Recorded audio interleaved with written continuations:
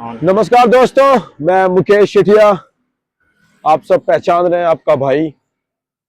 आज आप सबके साथ उपस्थित हूं एक ऐसे दोस्त के साथ जिनको मैं अभी पग यात्रा करते हुए देखा हूं। और मैं जानकारी इनसे लिया तो पता चला कि आप बनारस के रहने वाले हैं। नहीं, बस्ती के रहने वाले हैं, सॉरी दैट, बस्ती के रहने वाले हैं। और मैं अभी वर्तमान में बालकृष्ण एसी रेस्टोरेंट के सामने अपने प्रिय मित्र संदीप जी के साथ बैठा था। तो नजर इन पे पड़ी, क्योंकि अपना मिशन है कि ऐसे लोगों पे नजर रखना जो कहीं ना कहीं खोज परख चीजों के साथ आगे बढ़ रहे हैं। तो भाई साहब हमारे साथ उपस्थित हैं भाई साहब। तो मैं इनसे जानकारी लेता हूं, पूछता हूं। तो सबसे पहले आप सबके साथ क्योंकि जुड़ा हूं तो सभी को नमस्कार करता हूं पुनः, और आप सभी का स्वागत करता हूं कि अगर ये वीडियो अच्छा लगे तो लाइक और कमेंट जरूर करिएगा, और इसको हो सके तो आगे जरूर बढ़ाइएगा, क्योंकि मुझे पूरी उम्मीद है जिस शख्स के साथ मैं आज बात करूंगा तो कुछ अच्छी चीजें निकल के आप सबके साथ मैं निकाल करके साझा करूंगा। तो भाई साहब, सबसे पहले आप अपना साथियों को नाम बताइएगा। नमस्ते दोस्तों, मेरा नाम कुशाग्र उपाध्याय है और मैं बस्ती जिले का रहने वाला हूं। मैं पैदल यात्रा कर रहा हूं बनारस से गंगोत्री उत्तराखंड तक की। ये पैदल यात्रा 100 दिन की है, लेकिन ये मेरा एक 500 दिन का मिशन है जिसका नाम है मिशन जीवन यात्रा। उसका ये फेज 1 है। ये जो मैं पैदल यात्रा कर रहा हूँ, ये पर्यावरण के बारे में लोगों को जागरूक करने के लिए कर रहा हूँ और लोगों से मैं ज्यादा से ज्यादा कनेक्ट हो सकूं। एक मिनट भाई साहब, मैं यहाँ पे आपको रोकना चाहता हूँ। मैं अब ये आपसे जानना चाहता हूँ कि आपकी उम्र क्या होगी अभी? 25 साल। 25 साल। तो आपका घर है बस्ती? हाँ, तो बस्ती। एक बार अपने माता पिता का नाम भी बताएंगे। मेरे पिताजी का नाम है श्री अशोक कुमार उपाध्याय और मेरी माताजी का नाम है श्रीमती शशि प्रभा उपाध्याय। एक बार अपना एजुकेशन बताएंगे। मैंने बीएससी किया हुआ है मैथ से, वो भी अयोध्या से। अयोध्या यूनिवर्सिटी। यूनिवर्सिटी कौन सी है वो? राम मनोहर लोहिया यूनिवर्सिटी है। राम साकेत पीजी कॉलेज से मैंने दोस्तों ध्यान रखिए कि हमारे साथ जो शख्स जुड़े हुए हैं वो चल रहा है, वो राम मनोहर लोहिया अयोध्या से है। ये इन्होंने बीएससी की पढ़ाई कर रखी है। और मैं इन्हीं से जानता हूं कि जब आप अभी बीएससी करने के बाद तो पढ़ाई को आगे क्यों नहीं बढ़ाए? मुझे जरूरत ही नहीं थी। जरूरत नहीं थी? तो क्या एक बार हम मैं क्यों जरूरत नहीं थी, एक बार मैं जानना चाहता हूँ। हाँ, मैं पहले एसएससी सीजीएल की तैयारी करना चाहता था और एसएससी सीजीएल का एग्जाम देने के लिए बस ग्रेजुएशन की ही जरूरत होती है, तो इसीलिए मैंने ग्रेजुएशन ही किया। मेरे साथ के बहुत से लोगों ने बीएड किया, उनको 40 साल तक नौकरी करने की चाहत थी। मुझ में ऐसा कुछ नहीं था। मैंने अपना टारगेट सेट किया था कि 3-4 साल तक अगर कुछ नहीं हो पाया तो मैं छोड़ दूंगा तैयारी, और मुझसे नहीं हो पाया और मैंने तैयारी छोड़ दी, और इसीलिए मैंने कोई और डिग्री भी नहीं ली। अच्छा, मतलब आपसे नहीं हो पाया तो क्या आपने ये अपने आप को आकलन किया कि ये मुझसे नहीं हो पाया, हाँ, तो मैं इसको नहीं कर पाऊंगा? हाँ। दोस्तों, ये बहुत अच्छा संकल्प है, और मैं तो ये आपसे बार बार कहता हूँ कि आप अपने आप को आकलन करिए कि जो चीज आपसे हो पाए, माता पिता के साथ वही अनुभव शेयर करिए, और वो भी माता पिता आपको उसी स्थान पे लगा पाए। तो बहुत अच्छा लगा आपके साथ इतना अच्छा खुली जानकारी आपने बताया कि मैं वो चीज नहीं कर पाया। तो ठीक है, आप उसके बाद अभी आप दोस्तों देखिएगा, इनके साथ ढेर सारे किट्स हैं। 2 मिनट 1 सेकंड आप देख लीजिए, मैं वीडियो में शेयर कर रहा हूँ तो आप इसको देख सकते हैं। तो भाई साहब, ये इतने ढेर सारे आइटम को उठा करके पग यात्रा पे है। हाँ। तो ये पग यात्रा का उद्देश्य क्या है, अब आप बताइए। पैदल यात्रा का उद्देश्य यही है कि पर्यावरण के बारे में मैं लोगों को जागरूक कर सकूं। मैं 2.5 साल नोएडा में रहा। अच्छा। और वहाँ पे प्रदूषण बहुत ज्यादा, और सिर्फ वहीं पे नहीं, पूरे भारत में प्रदूषण इस समय बहुत गंभीर स्थिति में पहुंच चुका है। जो मतलब मेरा मेन पॉइंट है वो सबसे ज्यादा प्लास्टिक को लेके है। अच्छा। कि लोग प्लास्टिक को कम यूज करें।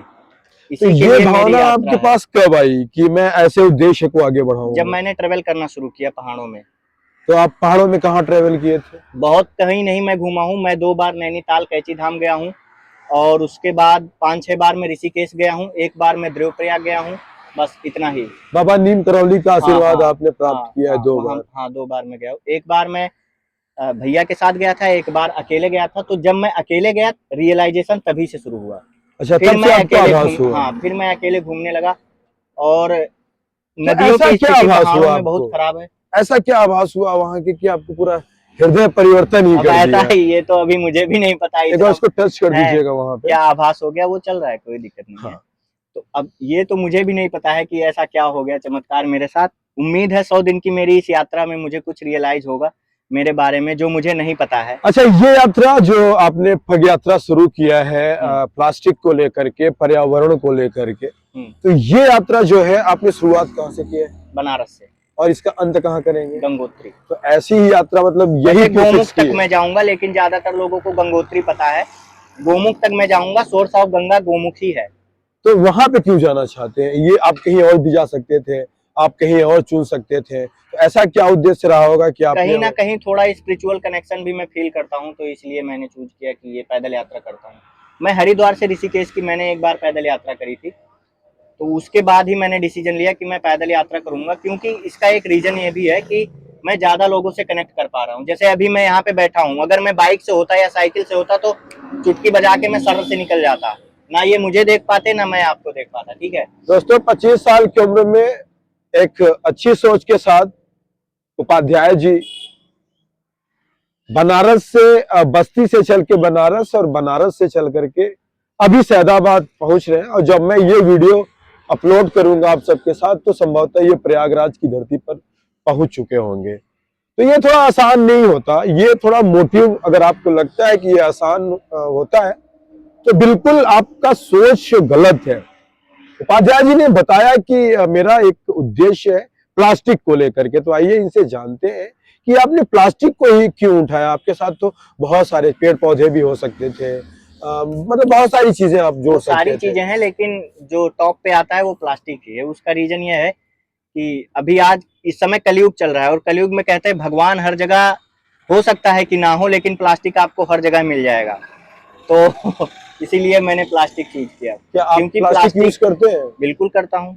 तो फिर कैसे आप लोगों को बता हाँ। सकते हैं कि हम जब आप खुद यूज करें तो हाँ। आप लोगों को कैसे बता सकते देखिए, हैं? प्लास्टिक ऐसा है ना, प्लास्टिक हमारे डीएनए में घुस चुका है। जी। और ये कोई 10 साल के पहले नहीं आया, 1907 से प्लास्टिक का आविष्कार हुआ था, तब से ये घुसता जा रहा है, घुसता जा रहा है। तो अगर कोई भी कहे या मैं भी कहूँ कि मैं प्लास्टिक आज से त्याग दूंगा, मैं त्यागने के लिए किसी को नहीं कह रहा हूँ, ना मैं खुद कर सकता हूँ। मैं कहता हूँ कम करिए। मैंने भी कम किया है, आप भी कम करिए। बस बहुत कुछ बड़ा करने में नहीं निकला हूँ, बस छोटा सा प्रयास है, लेकिन इम्पैक्ट उसका बड़ा होगा। जो मैंने सबसे पहला स्टेप लिया था वो ये था कि सब्जी लाने के लिए मैं पन्नी पहले इस्तेमाल करता था। 22 अप्रैल से मैंने सब्जी लाने के लिए पन्नी छोड़ दिया, झोला लेके जाता था। हर महीने में मिनिमम 1 किलो पन्नी बचा लिया जो धरती में नहीं गई।